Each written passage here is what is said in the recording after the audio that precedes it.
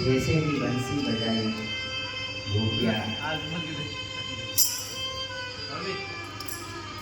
गोपियों का चित्त कैसा है? केवल श्री कृष्ण भगवान के चरणों में अटका हुआ है। गोपियाँ कह रही है, जैसे भगवान ने बंसी बजाई, गोपियाँ उस बंसी, केवल बंसी की धुन गोपियों को ही सुनाई थी और किसी को नहीं सुनाई थी। ऐसे भगवान बंसी की धुन सुनते सुनते गोपियाँ चल रही थी, बात कर रही थी। गोपियों का चित्त भगवान के चरण कमलों में लगा हुआ है। गोपी कहती है, एक गोपी कहती है, हरि ओ ललिता, तुम जानती हो ना, जो बंसी है उनके बड़े हाथ हैं जो हमेशा भगवान के अधरों से लगी रहती है। देखो ना कितने बड़े भाग हैं। दूसरी गोपी कहती, हाँ गोपी विशाखा, बड़े भाग तो होंगे ना, उसने जो इतनी तपस्या जो की है उसके ऐसे बड़े भाग इसलिए हैं, उसने इतनी तपस्या की है। क्या तपस्या की है? एक वो बांस की लकड़ी थी। अब जब बंसी बनाई जाती है तो कितने कठिन तपस्या के मार्ग से गुजरा जाता है, तब उसमें कितने छेद किए जाते हैं, तब जाके वो किसी के हाथ पे लगती हैं। हे गोपी, कितनी सौभाग्यशाली हैं। अरे गोपी कहती हैं कि देख, आज ये जो वृक्ष, जैसे ही भगवान ने बंसी बजाई, बंसी बजाने के पश्चात वृक्ष से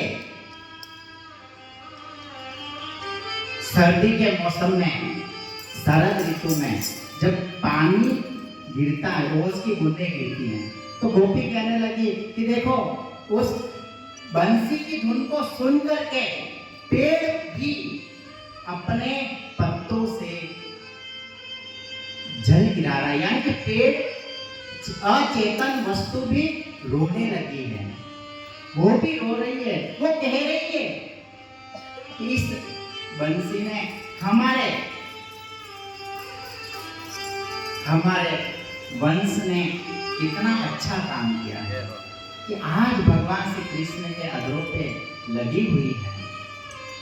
इतना अच्छा काम किया है। गोपियों का चित्त भगवान में लगा हुआ है। बार बार केवल गोपियों के मन में श्री कृष्ण का ही विरह चलता है। बार बार गोपियां कहती, हे कृष्ण हरे कृष्ण मेरे कृष्ण हरे कृष्ण मेरे कृष्ण। बार बार कृष्ण कृष्ण कृष्ण कहते हैं। इस प्रकार एक बार क्या था, गोपी एक बार योगासन में बैठी हुई, पद्मासन में बैठ करके ऐसे बैठी थी। नारद जी नारायण नारायण करते हुए पधारे। नारद जी आश्चर्यचकित हो गए कि भगवान, जो परम पिता परमात्मा जिसके पास में खेल रहा है, वो गोपी किसका ध्यान कर रही है? ऐसा मन में सोचकर नारद जी ने गोपी से पूछा, अरे गोपी किसका ध्यान कर रही है? गोपी ने कहा, अरे नारद जी, भगवान आपको साष्टांग प्रणाम है, लेकिन हम किसी का ध्यान नहीं कर रहे हैं। हमारे चित्त में जो बसा हुआ है, हम उसको निकालना चाहते हैं। तब नारद जी कहते हैं कि गोपी क्या कह रही हो तुम कि जन्म जन्म मुनि जतन कराई, अंत काल नाम आवत नहीं। मनो बड़े बड़े ऋषि जन्म जन्म तक तपस्या करते हैं, फिर भी अंतिम समय में नाम नहीं आता है। और वो परमपिता परमात्मा जो तेरे पास में है तो उसको अपने चित्त से निकालना चाहती है। अरे नारद जी मैं क्या कहूँ आपसे, सुबह में गैया धो रही थी, उसी समय गैया धोते धोते कान्हा आया और मेरे से कहने लगा मैया मैं भूखा हूँ, मुझे तनिक दूध पिलाई दे। तब मैंने स्तनों को उसके सामने करके उसको दूध पिलाया तो उधर से मेरी सास आकर मुझे डांटने लगी, अरे नस्पिटी तू क्या कर रही है, देख ये सारा दूध बह रहा है। उसी समय मुझे पता चला कि ये तो मेरा बहन है, ऐसा नंद का छोरा है। और क्या कहूँ मैं कि ऐसी स्थिति हो गई, जाती तो दही बेचने के लिए लेकिन नाम दही का भूल जाती हूँ, कहती हूँ कृष्ण ले लो कृष्ण ले लो कृष्ण ले लो कृष्ण ले लो, ऐसा कहती हूँ मैं। क्या करूँ, वो चित्त में ऐसा बसा हुआ है। और क्या कहूँ नारद जी तुमसे, क्या हुआ कि मैं पानी भरने के लिए गई और जैसे ही मैंने पानी का मटका भरा और अपने सिर पे उछालने के लिए सोचने लगे, उसी से कन्हैया आया और उस कन्हैया को देखकर मैंने कहा तनिक हाथ लगाई दे। तो उस कन्हैया ने मेरे जैसे ही मटकी के हाथ लगाया और मैं मटकी ऊंचने लगी तो वो मेरा बहन था, कन्हैया नहीं, वो तो मटकी ऊंट गई और मैं रोने लगी। उधर से मेरी सास ने बहुत मुझे डांटा, बहुत रोने लगी, बहुत रोने लगी। अब बताओ नारद जी मैं क्या करूं, मेरे चित्त में वो बैठा हुआ है, उसको मैं कैसे निकालूं। ऐसी गोपियों की स्थिति थी, ऐसी गोपियों की स्थिति। इस प्रकार गोपियां बात करते जा रही है, कितने सुंदर है भगवान। आज देखो ना बंसी क्या कर रही है, अपने हाथों से, भगवान के हाथों से बंसी अपनी सेवा करवा रही है। बंसी है कौन, साक्षात भोलेनाथ है। त्रेता युग में रामावतार में हनुमान जी साक्षात भोलेनाथ का रूप थे, उन्होंने अवतार लिया था श्री राम जी की सेवा करने के लिए।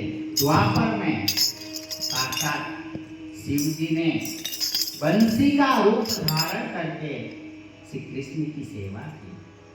गोपी के लिए देखो वो सोतन, गोपी बंसी को सोतन कहती है कि वो सोतन है कि सारे समय भगवान श्री कृष्ण उसको अधरों पे लगाए रहते हैं। कितना सौभाग्य है उसका, वो कभी भी अपने शरीर से अलग नहीं करते हैं।